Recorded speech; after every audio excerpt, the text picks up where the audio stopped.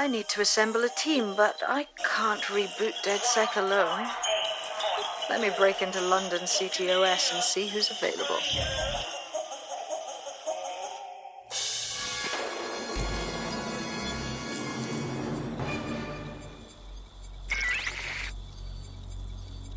I'm Claire Waters, and we've been discussing the hacktivist, now alleged terrorist group, DedSec, on this week's Buccaneer Radio. I have Colin calling in. Colin, what's your take? Now, I've been saying from the start we should have rounded up DedSec and thrown them in jail. Now, I'll say they should all be lined up and shot. You don't find it awfully convenient that they've been fingered as the attackers, but we've seen no proof? Look at Tone! Look at our city! What more proof do you need? Well, Colin, I'd say you have to look at their history of non-violent action. Albion's put more civilians in the hospital in the past few months than DedSec ever has. I smell a scapegoat. Now I have Emily calling in. Emily, what's your take? You're absolutely right, Claire. The government's just framing DedSec because they want to make it seem like they have this under control. They probably have no clue who was behind the bombings. But that doesn't look good on the news, does it? DedSec's been a thorn in their side. Who better to pin it on? Angie, I have you next. What do you make of all this? I think, if anything, DedSec showed their true colors. It's terrifying to think we harbored such a dangerous element for years. Terrorists in our own backyard. Do you find DedSec more frightening than the different gangs in London, like Clan Kelly? Clan Kelly might set your shop on fire and maybe they'd kill you, but even they wouldn't try to blow up all of Parliament. Next, I have Crypto King. Do you feel safer using a pseudonym? Everyone should. Why make it easier for them to track you? And now we've seen what they're capable of and how far they're willing to go. Hold on. Do you mean the government?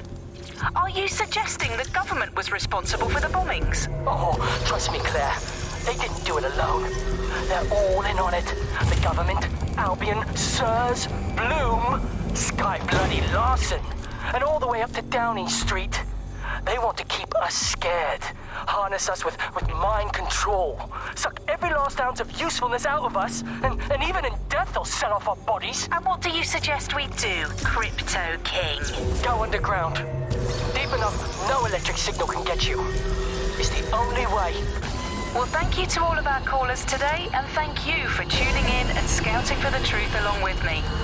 Next week, Buccaneer Radio will be diving into the Albion Corporation. Just who are these men and women being paid lucrative amounts for the city's defense? Are they protecting us? Protecting London? Or someone else's interests? See you next week, fellow pirates. Claire Waters, out.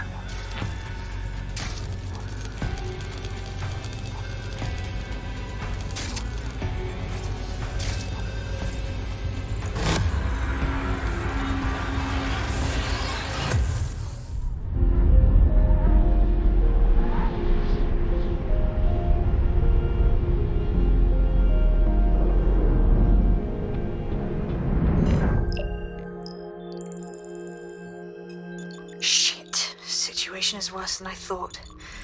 But there's a candidate. Looks like you're DedSec's best hope.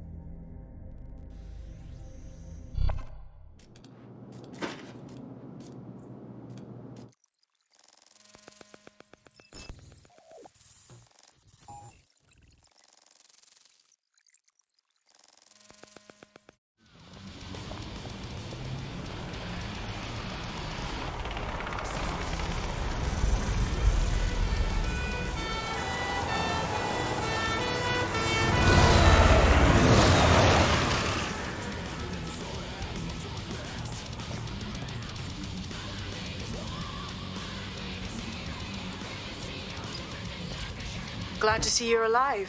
If you're still committed to the cause, DedSec needs you. I'll send you the coordinates to our last safe house. Meet me there. All right. Auto drive now enabled.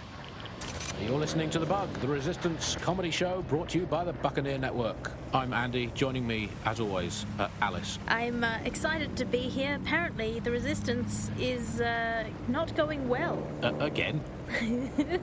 Well, there has been some news about DedSec, the Resistance and/or terrorist organisation, delete according to preference. Not preference, sorry, delete according to whether or not you work for the government, SIRS, Bloom, the Kellys, or Albion. According to a SIRS official, DedSec is no longer a threat. Which I guess is true, in that it was never a threat in the first place. Reminds me of when my great-aunt Gladys had her appendix out. Oh, Andy, that...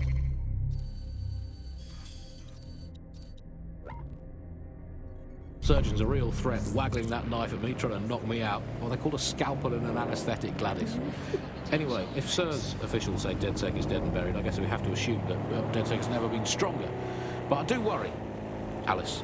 I mean, sometimes I think, is there any hope? Do you still have hope? I don't think I'm allowed to have hope. We're living in the self-selected, algorithmically designated information equivalent of a propaganda state, and every resistance that I've ever seen is weaker than the British pound. I feel like hope is an expensive thing to buy these days. Right.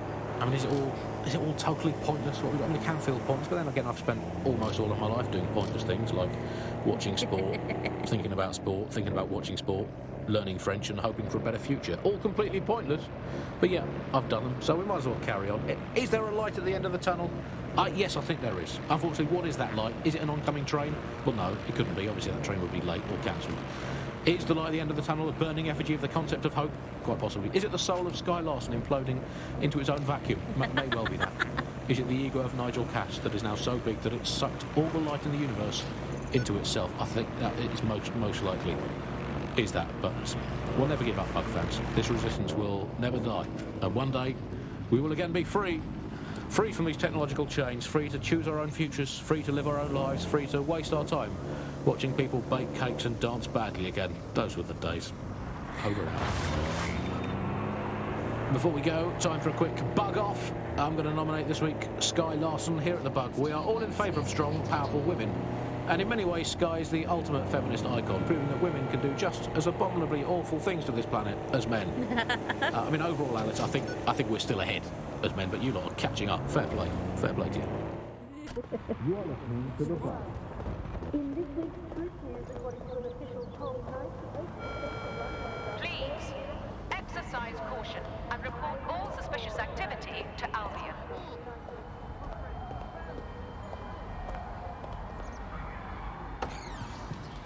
I've downloaded a patch to your optics so you can access our security system. It's set up so that I can't just let someone who isn't DedSec in. You'll have to do the manual override. Very well. This manual override will be like putty in my hands.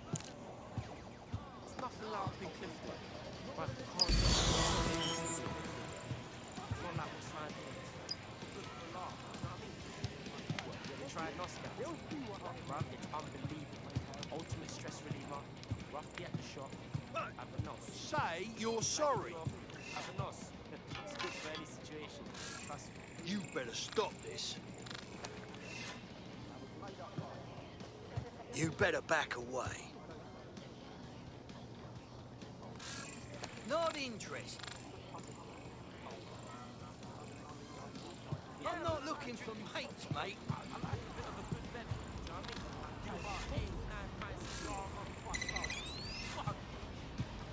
I know I had some banging times with 10 pints.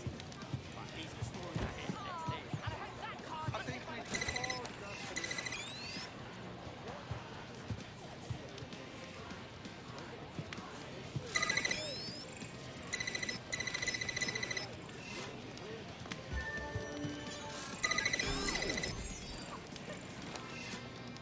One of Sabine's, are you?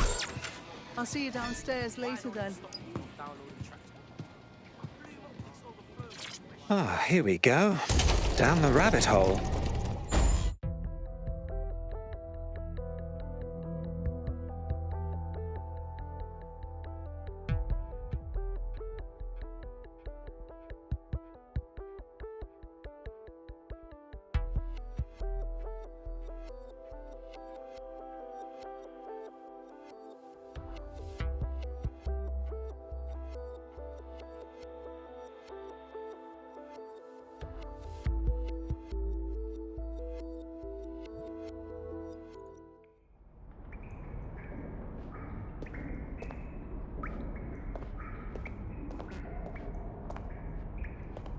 Hello? Anyone home? I suppose I should turn the power back on. Coming up in today's episode of The Upload, we're talking about how Bagley managed to conquer London. Pretty much my favourite topic. I could talk for hours about the rise of the AI system. It's easy to forget about its origins. It's so present everywhere we go now. Bagley just kind of blends into the background. Bagley is the service AI that's present in every optic device. Whether you're using the optic, Bagley will be there. The AI is streamed to your optic from Bloom's central command center, and it was first created by Sky Larson, our tech hero, as part of her techno-utopian idea for the world. Why do you think it grew so quickly? In my mind, it's no surprise that Bagley became so popular. It's funny, useful, fast. It's a great companion and really just makes life so much easier. I mean, when you look back at all the service AIs that used to exist, they just can't compete. When you ask Bagley anything, there's a quick answer and loads of information available to you. One day, I let Bagley answer all of my messages for a whole 24 hours and no one even noticed the difference. The other competitors really just couldn't compete with Bagley. Their answers were so much worse, they didn't understand anything, and Bagley pretty much gets everything right first time. Do you have any idea why Bagley really beat all the competition? Well, it's really the data, isn't it? Ever since Broker hooked up with Bloom, that's when things changed. And really, that's not actually that great. Bloom has data on everybody. They collect information about everything you're doing across the web through your optic headset. Isn't the AI only good because of Bloom's surveillance? Well, I suppose so, but I'd prefer not to talk about that side of things. Bagley is so special because it's been trained on this huge cache of information. That's how these AI systems work. Or at least used to work. I mean, we don't really know that much about the latest version because there's so much secrecy around the tech. But they're given this huge amount of training data. It's basically a huge database that's used to teach the AI about patterns in behavior. You know, so if you always travel the same way to your house, it can predict when you're going to go and get a self-driving car ready for you before you even ask for it. That's pretty terrifying. In some ways, I don't want this data to drive my life. It understands too much at times. Have you heard some of the rumors around the hacked version of Bagley? I've heard mutterings, yes. I've heard it's been used by DedSec. I wouldn't put it past them. It's pretty well known that they're not fans of Bloom. But the idea of a souped-up version of Bagley, given it's already so intelligent, is a bit terrifying. I wonder what they could actually make it do.